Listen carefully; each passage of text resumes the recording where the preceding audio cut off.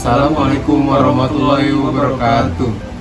Perkenalkan, kami dari kelompok 12 yang beranggotakan saya sendiri Al-Iksan Ali Nuryono dengan kode NIM 02211040 dan rekan sejawat saya Amar Iksan dengan NIM 0222111024. Di sini kami akan menyelesaikan tugas mata kuliah dari FI Kesehatan Wanita dengan dosen pengampu Dr. Ratna. Di sini kita berdua akan menjelaskan tentang prolaps uteri, dari pencegahannya,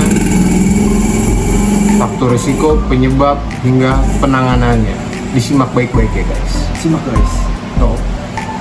Prolaps uterus. Jadi prolaps uterus adalah salah satu dari beberapa kondisi yang diklasifikasikan dalam istilah prolaps organ panggul yang lebih luas.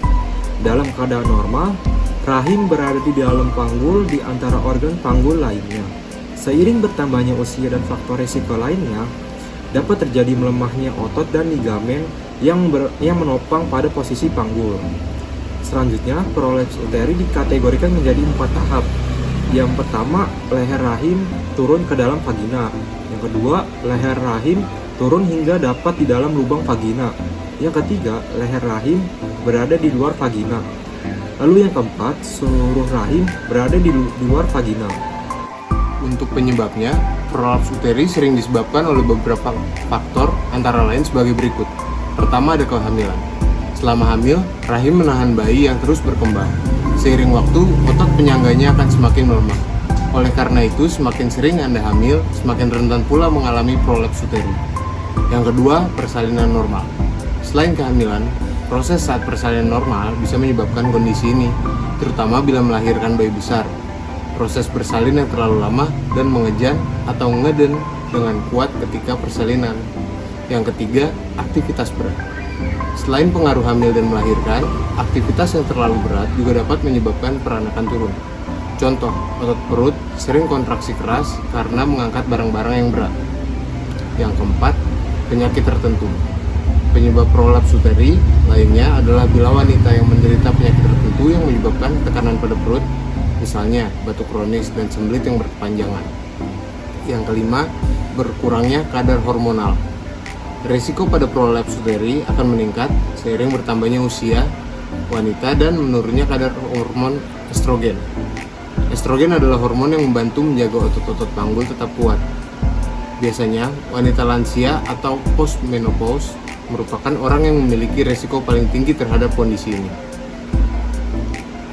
Beberapa faktor resiko tertentu yang memungkinkan terjadinya prolaps uteri seperti yang pertama, usia bertambah yang lebih tua, yang kedua, riwayat penyakit dari keluarga, yang ketiga, peningkatan indeks massa tubuh, yang keempat, persalinan pervaginam atau melahirkan dengan cara alamiah melalui jalan lahir bayi dan keluar lewat vagina.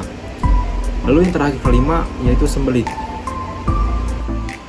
Untuk gejalanya, meskipun banyak wanita dengan kasus prolaps uterus ringan tidak menunjukkan gejala, jika terjadi perkembangan lebih lanjut, rahim dapat menyebabkan tekanan pada struktur di sekitarnya. Dengan gejala antara lain, ada nyeri di panggul, perut atau punggung bawah, ada nyeri saat berhubungan intim, lalu jaringan rahim di luar vagina, keputihan yang tidak biasa atau berlebihan, ada pun juga sembelit, dan masalah saluran kemih seperti inkontinensia, peningkatan frekuensi, peningkatan urgensi. Untuk menjaga terjadinya prolaps uteri, beberapa langkah yang dapat diambil meliputi: pertama, mengkonsumsi makanan yang sehat seperti konsumsi buah-buahan, sayur-sayuran, dan makanan berserat dapat membantu menjaga kesehatan organ reproduksi dan otot di dasar panggul. Lalu yang kedua, menjaga berat badan ideal. Wanita dengan obesitas atau berat badan berlebih memiliki resiko yang tinggi mengalami prolaps uteri. Lalu yang ketiga, pengaturan pola makan makanan bergizi, seimbang, dan rutin berolahraga dapat membantu menjaga berat badan ideal. Yang keempat, mengobati batuk. Batuk terus-menerus dalam jangka waktu yang lama juga dapat melemahkan otot dasar panggul. Selanjutnya, kita akan membahas peran fisioterapi dalam memberikan penanganan program latihan untuk prolaps uteri, yaitu dengan cara senam kegel. Tujuan dari senam Kegel untuk memperbaiki kondisi yang dapat menurunkan fungsi otot panggul bawah. Bisa bro. Untuk yang pertama ada Kegel pull in.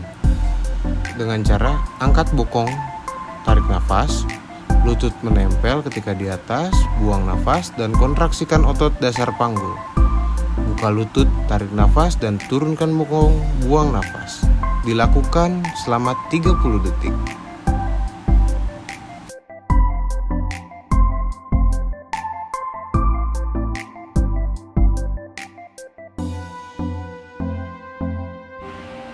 Yang kedua, duduk di kursi dengan kaki menopang satu.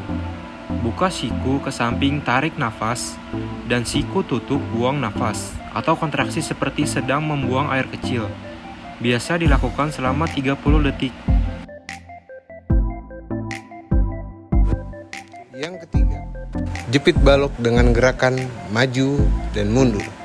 Gerakan maju jepit balok sambil menghela nafas, dan gerakan mundur sambil tarik nafas. Kontraksi seperti sedang buang air kecil biasa dilakukan selama 30 detik. Sekian dari kelompok kami, Kurang lebihnya mohon maaf. Wassalamualaikum warahmatullahi wabarakatuh. Dadah.